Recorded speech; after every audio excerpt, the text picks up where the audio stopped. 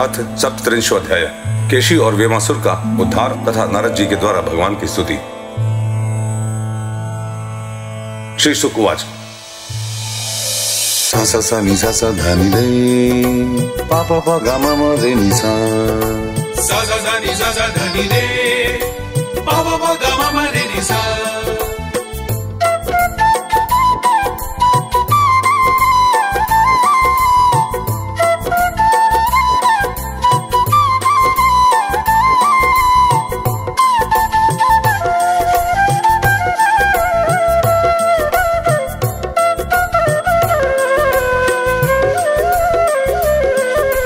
केशी तो कंस रहित खुरमहि महायो निर्ज प्रयन मनुज छटवधूताभ्र विमान संकुलं कुर्वन्ना बोहेशीत देशीताखिलं विशाल नेत्रो विकटास्य पुटरो बृहत्कालो नील महाम्बुलोपाम दूराशयः कंस हितं चिकीर्षुर् व्रजं सानन्दस्य जगम कंपयन्।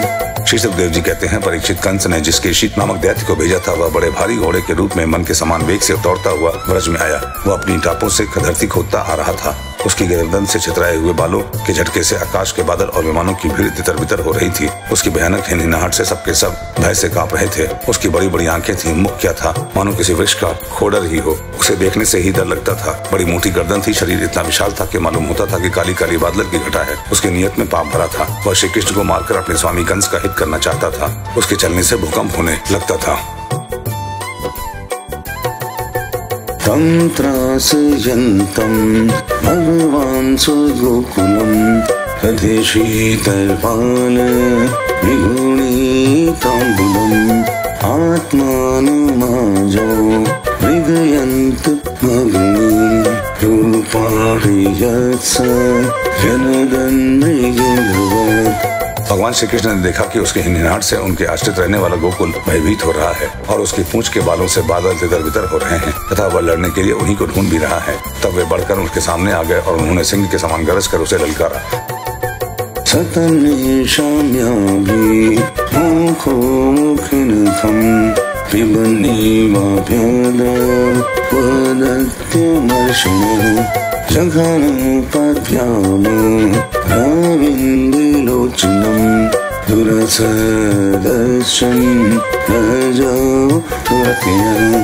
भगवान को सामने आया देख वह और भी चढ़ गया और उसकी ओर इस प्रकार मुख फैलाकर दौड़ा मानो आकाश को पी जाएगा। परीक्षित सचमुच केशी का वेग बड़ा प्रचंड था। उस पर विजय पाना तो कठिन था ही, उसे पकड़ लेना भी आसान नहीं था। उसने भगवान के पास पहुंचकर दुलकती झाड़ी।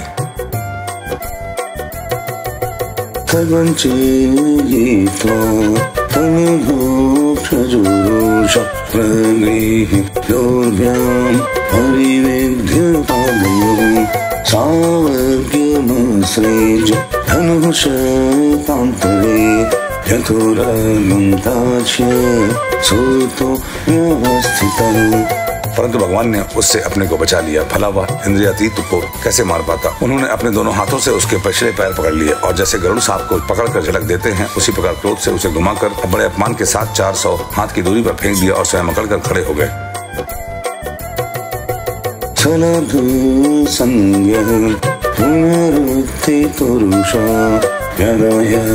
केशी हर्षा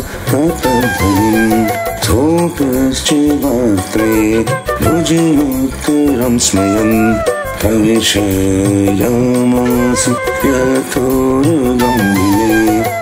थोड़ी ही देर के बाद केशी फिर सचेत हो गया और उठ खड़ा हुआ। इसके बाद वह क्रोध से तिमिलाकर और मुंह फाड़कर बड़े वेग से भगवान की ओर झपटा। उसको दौड़ते देख भगवान मुस्कुराने लगे। उन्होंने अपना बायां हाथ उसके मुख में इस प्रकार डाल दिया जैसे सर्प बिना किसी आशंका के अपने बिल में घुस जाता है।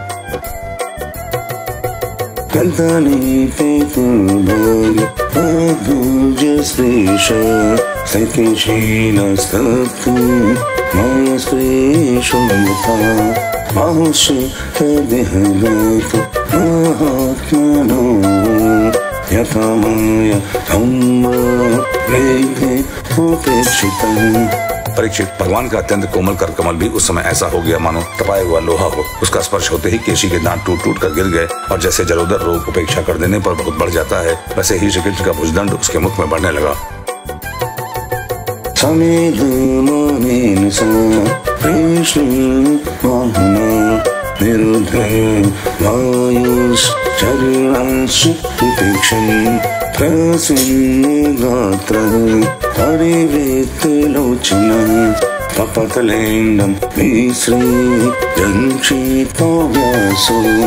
अचिंत्य शक्ति भगवान श्री कृष्ण का हाथ उसके मुख में इतना बढ़ गया कि उसकी सांस के भी आने जाने का मार्ग न रहा। अब तो दम घुटने के कारण वह पैर पीटने लगा। उसका शरीर पसीने से लथपथ हो गया, आंखों की पुतली उलट गई, वह मल त्याग करने लगा। थोड़ी ही देर में उसका शरीर निश्चेष्ट होकर पृथ्वी पर गिर पड़ा और उसके प्राण पखेरु उड़ गए।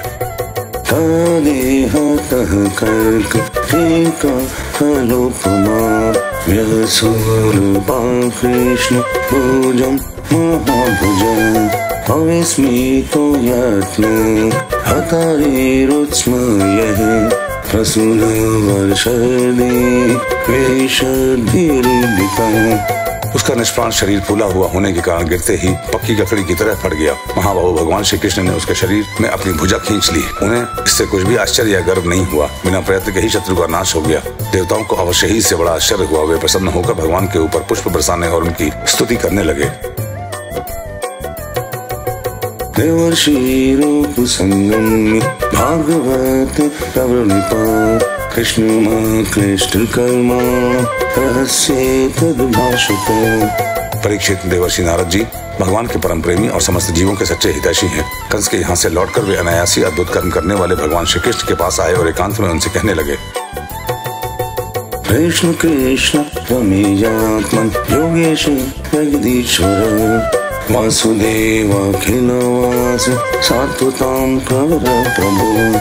सच्चिदानंद स्वरूप श्री कृष्ण आपका स्वरूप मन और वाणी का विषय नहीं है। आप योगेश्वर हैं। सारे जगत का नियंत्रण आप ही करते हैं। आप सबके हृदय में निवास करते हैं और सबके सब आपके हृदय में निवास करते हैं। आप भक्तों के एकमात्र वांछनीय यदुवंश शिरोमणि और हमारे स्वामी हैं। त्वमात्मा सर्वभूतानां निको ज्योतिर्वैद्यसाम् गुणगुहाशयः साक्षी महापुरुष ईश्वर। जैसे एक ही अग्नि सभी लकड़ियों में व्याप्त रहती है, वैसे एक ही आप समस्त प्राणियों की आत्मा है। आत्मा के रूप में होने पर भी आप अपने को छिपाए रखते हैं, क्योंकि आप पंचकोश रूप गुफाओं के भीतर रहते हैं। फिर भी पुरुषोत्तम के रूप में, सबके नियंता के रूप में और सबके साक्षी के रूप में आपका अनुभव होता ही है। आत्मनात्माश्रयः पूर्व मायया ससृजे गुणान् तैरुदं सति संकल्प सृजस्य वसीश्वर। प्रभु, आप सबके अधिष्ठान और स्वयं अधिष्ठान रहित हैं। आपने सृष्टि के प्रारंभ में अपनी माया से ही गुणों की सृष्टि की और उन गुणों को ही स्वीकार करके आप जगत की उत्पत्ति, स्थिति और प्रलय करते रहते हैं। यह सब करने के लिए आपको अपने से अतिरिक्त और किसी भी वस्तु की आवश्यकता नहीं है, क्योंकि आप सर्वशक्तिमान सत्य संकल्प हैं। सत्वं भूतानां यत् प्रमथ रक्षसाम् अवतीर्णो विनाशाय सेतूनां रक्षणाय च। वही आप दैत्य, प्रमथ और राक्षसों का, जिन्होंने आज कल राजाओं का वेश धारण कर रखा है, विनाश करने के लिए और धर्म की मर्यादाओं की रक्षा करने के लिए यदुवंश में अवतीर्ण हुए हैं। दृश्यते निहितो दैत्यो लीलयायं हयाकृतिः यस्य हे शीत संत्रस्ता यजन्त्य निमिषादिवम्। यह बड़े आनंद की बात है कि आपने खेल ही खेल में घोड़े के रूप में रहने वाले इस केशी दैत्य को मार डाला। इसके हिनहिनाहट से डरकर देवता लोग अपना स्वर्ग छोड़कर भाग जाया करते थे। चाणूरं मुष्टिकं चैव बलानन्यश्च हयस्तेनं कंसं च निहितं दक्ष परशो हनिते विभो। प्रभु, अब परसों मैं आपके हाथों चाणूर, मुष्टिक, दूसरे पहलवान, कुवलया, पीठ, हाथी और स्वयं कंस को भी मरते देखूंगा। शंखयावान मुराणां नरकस्य च पारिजातापहरण इंद्रस्य च पराजयम्। उसके बाद शंकासुर, काल, यमन, मुर और नरकासुर का वध देखूंगा। आप स्वर्ग से कल्प वृक्ष उखाड़ लाएंगे और इंद्र के छीं चपड़ करने पर उनको उसका मजा चखाएंगे। उद्वाहं वीरकन्यानां वीरशुल्कविलक्षणम् ऋगस्य मोक्षणं पापपालिकायां जगपते। आप अपनी कृपा, वीरता, सौंदर्य आदि का शुल्क देकर वीर कन्याओं से विवाह करेंगे और जगदीश्वर आप द्वारका में रहते हुए नृगोपात से छुड़ाएंगे।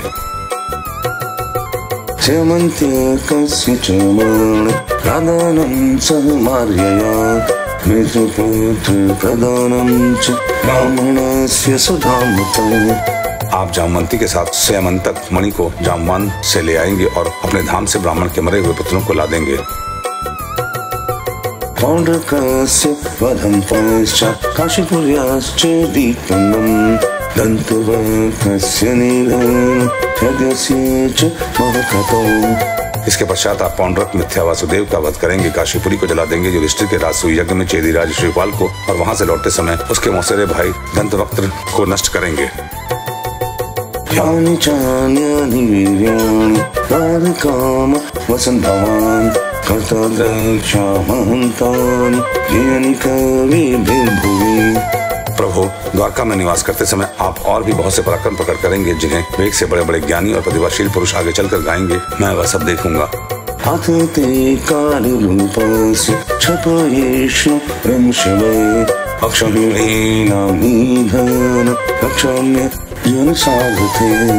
इसके बाद आप पृथ्वी का भार उतारने के लिए काल रूप से अर्जुन के सारथी बनेंगे और अनेक अक्षौहिणी सेना का संहार करेंगे। यह सब मैं अपनी आंखों से देखूंगा।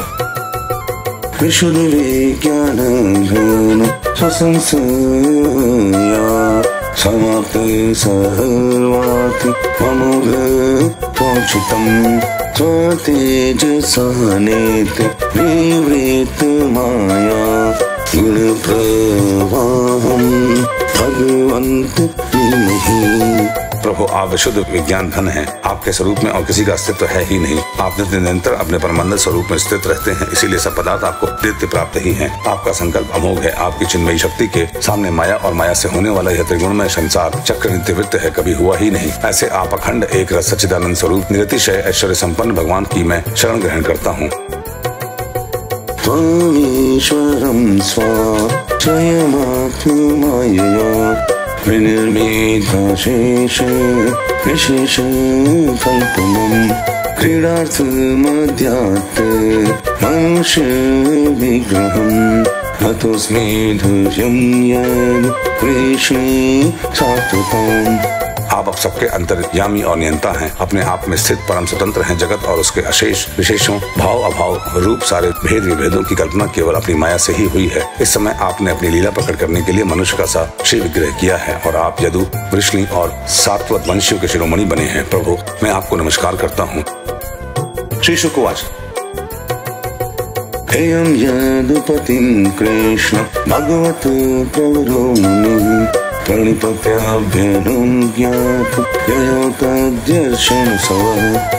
सुखदेव जी कहते हैं, परीक्षित, भगवान के परम प्रेमी भक्त देवर्षि नारद जी ने इस प्रकार भगवान की स्तुति और प्रणाम किया। भगवान के दर्शनों से आह्लाद से नारद जी का रोम रोम खिल उठा। तदनंतर उनकी आज्ञा प्राप्त करके वे चले गए। भगवानपि गोविंदो अथवा केशिन्माहवे पशून् पालयत्तान् पितृव्य सुखावह। इधर भगवान श्री कृष्ण केशी को लड़ाई में मारकर फिर अपने प्रेमी एवं प्रसन्नचित्त ग्वाल बालों के साथ पूर्ववत पशुपालन के काम में लग गए और ब्रजवासियों को परमानंद वितरण करने लगे। एकदा पशून् पालश्चारयन्तो द्विसानुषु चक्रुर्नीलायन क्रीडश्चोरपाल पदशतम्।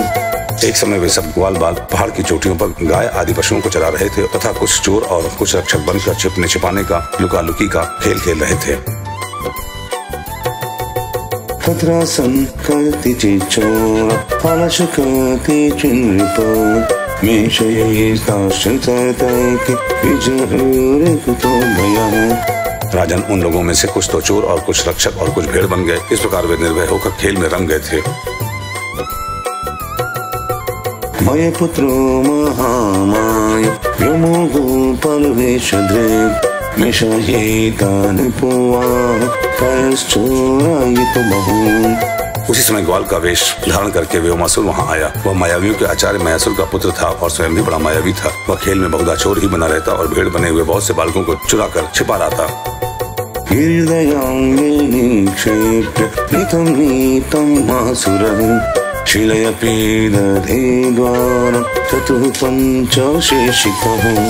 वह महान असुर बार बार उन्हें ले जाकर एक पहाड़ की गुफा में डाल देता और उसका दरवाजा एक बड़ी चट्टान से ढक देता। इस प्रकार ग्वाल बालों में केवल 4-5 बालक ही बच रहे।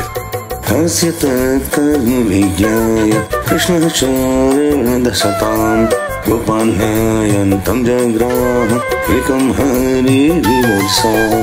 भक्त वत्सल भगवान उसकी यह करतूत जान गए। जिस समय ग्वाल बालों को लिए जा रहा था उसी समय उन्होंने जैसे सिंह भेड़िए को दबोच ले उसी प्रकार उसे धर दबाया।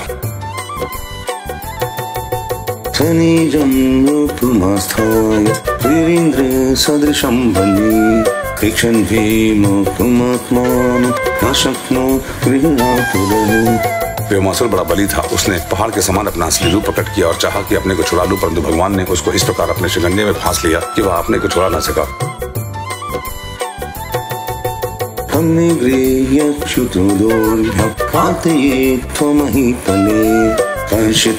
देवी देवान पशुमारनुवादयत्।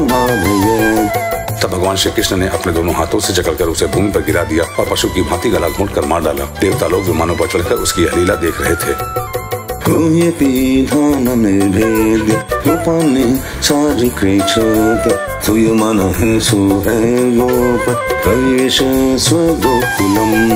अब भगवान श्री कृष्ण ने गुफा के द्वार पर लगे हुए चट्टानों के पिहान तोड़ डाले और ग्वाल बालों को उस संकटपूर्ण स्थान से निकाल लिया। बड़े बड़े देवता और ग्वाल बाल उसकी स्तुति करने लगे और भगवान श्री कृष्ण व्रज में चले आए।